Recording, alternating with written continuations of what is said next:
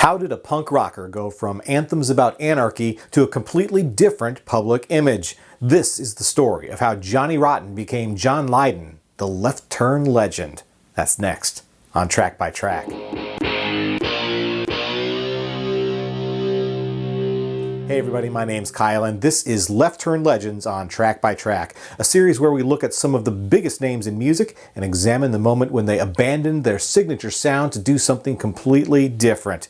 We've got a great story to dig into today, but before we take that left turn, do me a favor and left click on subscribe.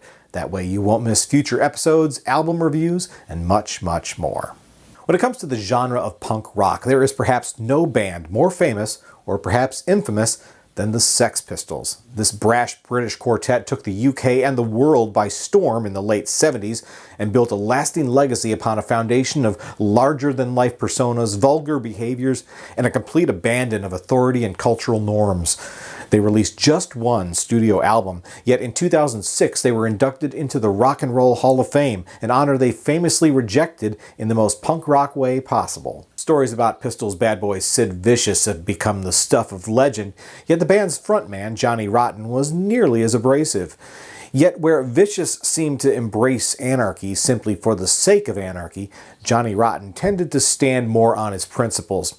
It was a tendency that probably contributed as much to the breakup of the band as a number of other factors. Following the breakup of the Sex Pistols, most fans would have expected the former members, or former surviving members, I should say, to continue on with new musical pursuits in the same punk spirit that they so triumphantly revolutionized.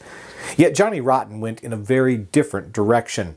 Letting his stage name go, he reverted to his birth name, John Lydon, and founded a new group called Image Ltd.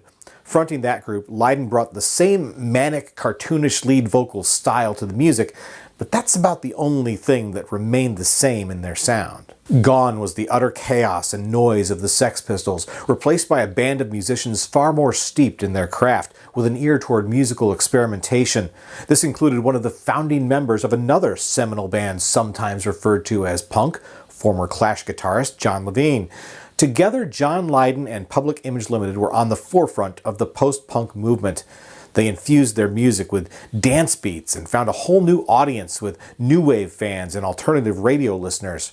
From the late 70s through the late 80s, PIL had a string of minor hits, including Death Disco, Flowers of Romance, Rise, This Is Not a Love Song, Disappointed, and their semi-self-titled debut single, Public Image.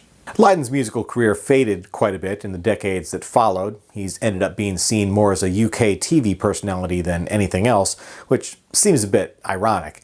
It makes you wonder what Johnny Rotten would think. Still, to a large degree, John Lydon's music never fully abandoned its punk rock roots. Image Ltd. Did have modest success without ever fully embracing a mainstream sound. But who would have expected this orange-haired anarchist would have gone from thrashing guitars in the 70s to synths and drum machines in the 80s and beyond. And that's what makes John Lydon a left-turn legend.